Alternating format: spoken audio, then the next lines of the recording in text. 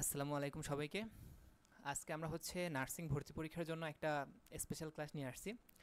Special এই কারণে এই ক্লাসগুলোতে আমরা কিছু নির্দিষ্ট টপিক নিয়ে আলোচনা করব যেগুলো থেকে নার্সিংয়ে মোটামুটি প্রতি বছর কোয়েশ্চেন আসে। তো আজকের টপিকটা হচ্ছে অগ্নাশয়। অগ্নাশয় যেটা হচ্ছে আমাদের পরিপাকতন্ত্রের একটা অংশ। তো এই অগ্নাশয় থেকে আমরা এইচএসসিতে মোটামুটি অনেক পড়াশোনা করি যারা হচ্ছে বায়োলজি নিয়ে পড়ি, প্লাস হচ্ছে আমাদের এটা থেকে এইচএসসিতে বেশ কিছু কোয়েশ্চেন আসে। বাট নার্সিংয়ের জন্য যেহেতু আমাদের একটা অন্য রকমের একটা সিলেবাস বা অন্য রকমের একটা কোয়েশ্চেন প্যাটার্ন, তো এই কারণে অগ্নাশয় থেকে আমাদের খুব কম পড়তে হবে। অগ্নাশয় থেকে যেটা পড়তে হবে আমি তোমাদেরকে এখন একটু দেখাই দিচ্ছি।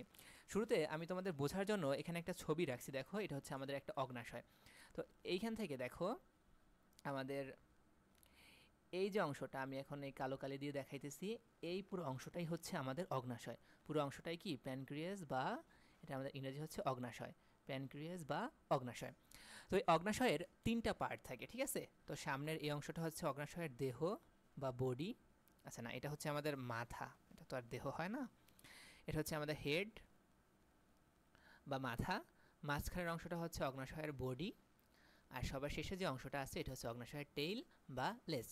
এটাও তোমাদের বোঝার দরকার নাই, আমি শুধুমাত্র তোমাদের বোঝার সুবিধার জন্য আমি তোমাদেরকে ছবিটা তোমাদের সামনে নিয়ে আসছি।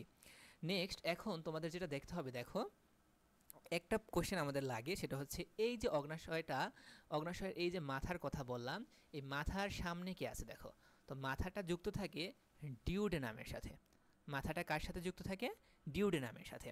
এরপরে যদি আমরা ক্ষুদ্রান্ত এবং বৃহদন্ত্র নিয়ে পড়াশোনা করি তখন আমরা ডিউডেনাম নিয়েও একটু পড়াশোনা করব। তো আমরা কি দেখলাম, হেড বা মাথাটা যুক্ত থাকে ডিউডেনামের সাথে, এবং এই যে আমাদের লেজটা আছে এইখানে আমাদের থাকে হচ্ছে স্প্লিন বা প্লিহা। তোমরা স্প্লিন পড়া লাগবে না, তোমরা পড়ো যে প্লিহা। তো এইখানে আমাদের থাকে প্লিহা। তো এখান থেকে দুইটা ইনফরমেশন মনে রাখো, অগ্নাশয়ের মাথা যুক্ত থাকে ডিউডেনামের সাথে এবং অগ্নাশয়ের লেজ যুক্ত থাকে প্লিহার সাথে। এরপর আমাদের যে ছবিটা আছে এই ছবিটা একটু দেখো, এইটা একটু ইম্পর্টেন্ট তোমাদের জন্য। এই ছবিটায় দেখো আমাদের এই অগ্নাশয়টাকে নিয়ে আমরা দুইটা ইনফরমেশন প্রথমত মনে রাখবো। সেই ইনফরমেশন দুইটার প্রথমটা হচ্ছে আমাদের যে অগ্নাশয়টা হচ্ছে দেখতে পাতার পাতার মতো, ঠিক আছে? অগ্নাশয় কিসের মতো? পাতার মতো। এবং অগ্নাশয়টা হচ্ছে মাংসল। অগ্নাশয়টা হচ্ছে মাংসল। তাহলে একটা হচ্ছে অগ্নাশয় পাতার মতো, আর ২ নং হচ্ছে অগ্নাশয় হচ্ছে মাংসল। নেক্সট আমরা যেটা বুঝাইতে চাইছিলাম, দেখো এই ছবিটা দেখো, মনে হয় না কিছুটা পাতার মতো, এবং পাতার ভিতরে যেমন এরকম শাখা পোশাখা বের হয় সেরকম বিভিন্ন শাখা পোশাখা আছে। তো আমরা এখান থেকে যেটা পড়বো সেটা হচ্ছে এই পার্টটাকে আমরা কি বললাম, অগ্নাশয়ের টেইল বা লেজ। তো অগ্নাশয়ের লেজের দিকে দেখো যদি একটা ছোট্ট অংশ, ঠিক আছে, এই একটা অংশ বিভিন্ন ছোট ছোট অংশ আছে। তো একটা ছোট অংশ আমরা কেটে বড় করে দেখছি, দেখো দেখলাম কি একটা আমাদের ছোট অংশের ভিতরে অনেকগুলা ছোট ছোট ছোট ছোট ছোট ছোট আমাদের কোষ আছে। কি আছে? কোষ আছে, মানে এটা এগুলোকে বলা হয় কোষপুঞ্জ, মানে অনেকগুলা কোষ আছে। তো এরকম লেজের দিকে যে অনেকগুলা কোষ একসাথে থাকে এদেরকে বলা হয় আইলেটস। আইলেটস আইলেটস মানে হচ্ছে দ্বীপপুঞ্জ। অনেকগুলা দ্বীপের মতো থাকে, দ্বীপপুঞ্জের মতো থাকে, এই কারণে নাম হয়েছে islets. Islets of Langerhans. Langerhans হচ্ছে একজন বিজ্ঞানীর নাম। তো উনি এইটা প্রথম দেখছে, এই কারণে ওনার নাম অনুসারে এটার নামকরণ করা হয়েছে আইলেটস অফ ল্যাঙ্গারহ্যান্স। তাহলে তোমাকে যদি কখনো কোয়েশ্চেনে জিজ্ঞেস করে আইলেটস অফ ল্যাঙ্গারহ্যান্স কোথায় পাওয়া যায়, আমরা কি বলবো? আইলেটস অফ ল্যাঙ্গারহ্যান্স পাওয়া যায় অগ্নাশয়ের লেজে। বাট হচ্ছে তোমাদের জন্য লেজটাও মনে রাখা লাগবে না, তোমরা জাস্ট মনে রাখবে যে অগ্নাশয়ে পাওয়া যায়। এখন এখান থেকে একটা কোশ্চেন খুব কমন, যেটা হচ্ছে এক হচ্ছে ইনসুলিন, দুই হচ্ছে গ্লুকাগন। তো এইগুলো আমরা কোত্থেকে পাই দেখো, আমরা যে এই আইলেটস অফ ল্যাঙ্গারহ্যান্সের কথা বললাম, আইলেটস অফ ল্যাঙ্গারহ্যান্স। তো এই আইলেটস অফ ল্যাঙ্গারহ্যান্সে বিভিন্ন ধরনের কোষ থাকে। কি থাকে? বিভিন্ন ধরনের কোষ থাকে। তো এই কোষগুলোর মধ্যে কে কে আছে দেখো, এখানে আলফা সেল থাকে। কে থাকে? আলফা সেল, মানে হচ্ছে আলফা কোষ। ২ নম্বরে এখানে বিটা সেল থাকে, মানে হয়েছে বিটা কোষ। এরপরে এখানে আমাদের ডেল্টা সেল থাকে। কি সেল থাকে? Delta sell. ৪ নম্বর এখানে গামা সেল বা পলিপেপটাইড সেল থাকে। গামা সেল বা পলিপেপটাইড সেল থাকে। আচ্ছা, এরপরে আমরা যেটা দেখব, দেখো এই যে আমাদের আলফা সেল আছে, এই আলফা সেল থেকে একটা হরমোন নিঃসরণ হয়। বিটা সেল থেকেও হয়, ডেল্টা সেল থেকেও হয়, গামা সেল থেকেও হয়। আলফা সেল থেকে যে হরমোনটা নিঃসরণ হয় সেই হরমোনটার নাম হচ্ছে গ্লুকাগন। কি নাম? গ্লুকাগন। বিটা সেল থেকে যে হরমোনটা নিঃসরণ হয় তার নাম হচ্ছে ইনসুলিন।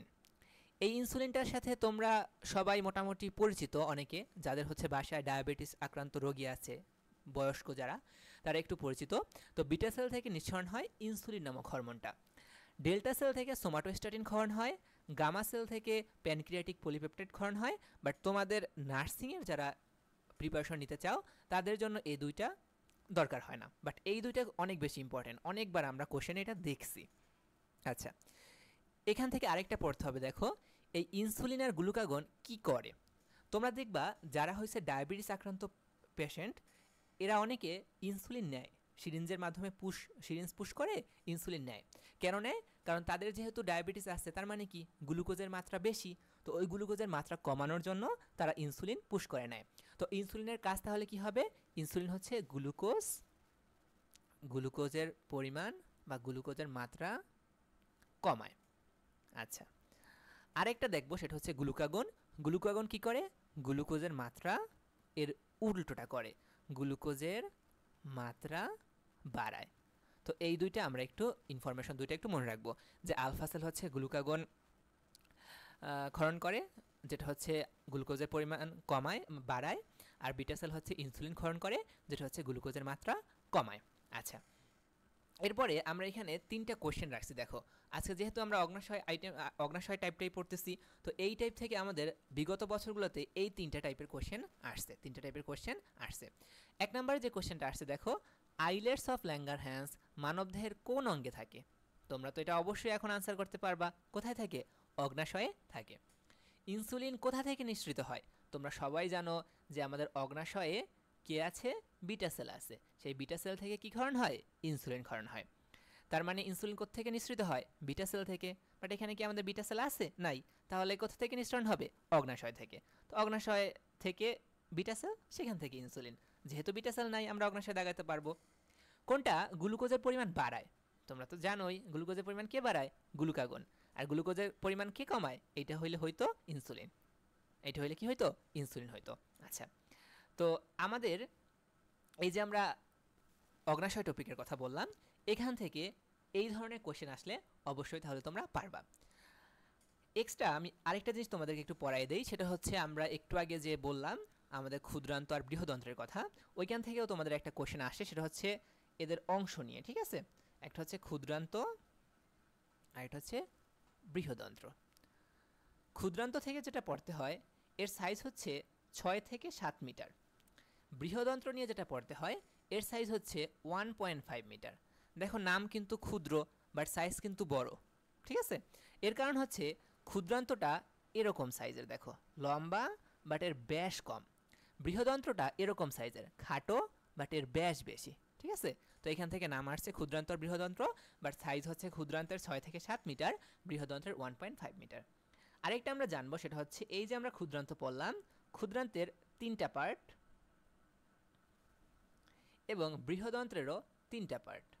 এই দুটো আমাদের পরীক্ষায় অনেক আসে। ক্ষুদ্রান্তের 3টা পার্টকে আমরা একটা ছন্দ দিয়ে পড়ব, সেটা হচ্ছে ডিজে ডিজে ইলিয়াস। ঠিক আছে, আমরা এরকম অনেক সময় দেখি না যে অনেকে এরকম গান শোনে ডিজে ডিজে, তো এই ডিজে ইলিয়াস থেকে আমরা মনে রাখবো। ডিজে মানে কি? দেখো ডিজের আমাদের ডি মানে হচ্ছে ডিউডেনাম, জে মানে হচ্ছে জেজুনাম, আর ইলিয়াস যেটা আছে এইটার মানে হচ্ছে ইলিয়াম। তো ক্ষুদ্রান্তের 3টা পার্ট, ডিউডেনাম, জেজুনাম এবং ইলিয়াম। ডিউডেনাম, জেজুনাম এবং ইলিয়াম। এই ধরনের কোশ্চেন তোমাদের অনেক আসে, যে কোনটা ক্ষুদ্রান্তের পার্ট নয়, অথবা কোনটা ক্ষুদ্রান্তের পার্ট, নাম মনে রাখা অনেক বেশি দরকার। এরপরে বৃহদন্ত্রের যে 3টা পার্ট আছে, এইটাকে আমরা একটা নাম দিয়ে পড়ব, সিকোম। কি নাম দিয়ে পড়ব? সিকোম। সিকোম মানে হচ্ছে, সি মানে হচ্ছে আমাদের সিকাম, কো মানে হচ্ছে কোলন, এবং এম মানে হচ্ছে মলাশয়। তো এখানে আমাদের বৃহদন্ত্রের 3টা পার্ট আমরা দেখলাম, সিকাম, কোলন এবং মলাশয়। তো তো এই তিনটাও তোমাদের একটু ইম্পর্টেন্ট। আরেকটা জিনিস আমি তোমাদেরকে আরও একটা জিনিস পড়াই দেই, দেখো এই যে আমাদের ডিউডেনামটা আছে, এই যে আমাদের ডিউডেনামটা আছে এবং এখানে বৃহদন্ত্রে যে আমাদের কোলনটা আছে, এই দুইটার শেপ হচ্ছে, এই দুইটার শেপ হচ্ছে ইউ আকৃতির। এই দুইটার শেপ কেমন? ইউ আকৃতির। এখন এইখান থেকে কোন ধরনের কোশ্চেন তোমাদের আসে? একটা আমি আগেই বললাম যে নিচের কোনটা ক্ষুদ্রান্তের পার্ট, নিচের কোনটা ক্ষুদ্রান্তের পার্ট নয়, নিচের কোনটা বৃহদন্ত্রের পার্ট, নিচের কোনটা বৃহদন্ত্রের পার্ট নয়। এবং আসতে পারে যে আমাদের কোলনের শেপ কেমন অথবা ডিউডেনামের শেপ কেমন। তো এখান থেকে আশা করা যায় যে আমাদের একটা কোশ্চেন তোমাদের আসতেও পারে, হয়তো আসবে। আমরা এরকম এরপর মাঝে মাঝে এরকম কিছু স্পেশাল টপিক থেকে কিছু ক্লাস নিব। এটা হচ্ছে জাস্ট আমাদের একটা প্রিপারেশনাল পড়াশোনা। তো থাকো তোমরা, আল্লাহ হাফেজ।